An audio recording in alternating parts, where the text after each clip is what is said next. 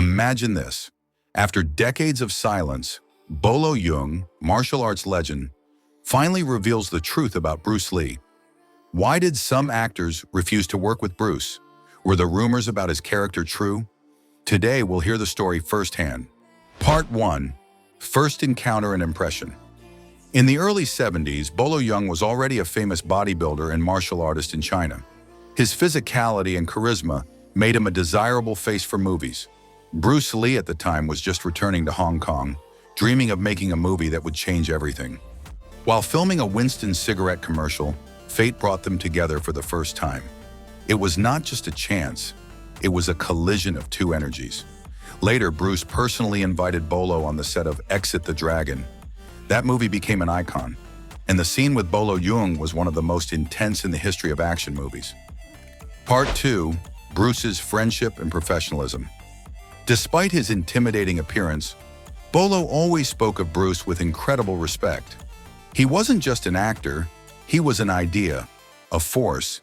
He inspired millions, and I was happy to stand next to him. Bruce didn't just teach martial arts, he lived them. He would show up to shoots before anyone else, practicing his strikes until he was alone. He was obsessed with quality, and in that, Bolo saw a true master. He was a perfectionist. He wanted every scene to be perfect. And if something wasn't working, he didn't blame. He looked for a solution. Part 3.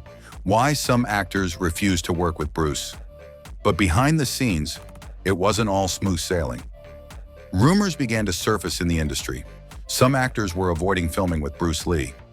Why? Bolo explains it simply. He was too good. So good that next to him, you seemed weak. A lot of people couldn't handle his speed.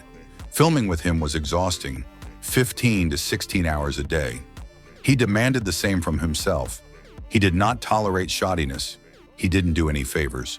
For some people, he became an irritant, especially for actors with inflated egos. They didn't say it openly, but you could see in their eyes.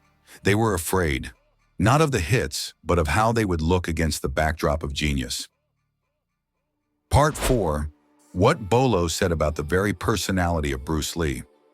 Bruce Lee was more than just a fighter. He was a philosopher. He studied with Eastern masters, read ancient books, and thought about movement, soul, and body. He believed that fighting was a conversation, that every blow should carry meaning. Bolo admired this approach. He could sit with me after a set and talk about emptiness, about how water is the strongest form. I listened and realized that in front of me is not just an actor, but a man the world will remember forever. Part 5. Why he was silent all these years. When asked why Bolo didn't speak for so long, he replied, "Sometimes silence is a sign of respect." I didn't want to turn his image into gossip, but it was time to tell it like it was. Bolo knew fame doesn't always go along with understanding. Many people had distorted Bruce's image. Some called him arrogant, some called him aggressive. But Bolo saw a different side. He was hard on himself, but kind to others. He didn't humiliate, he taught. Even if it hurt, he did it to make you better. Part 6. A legacy that doesn't fade. Years have passed.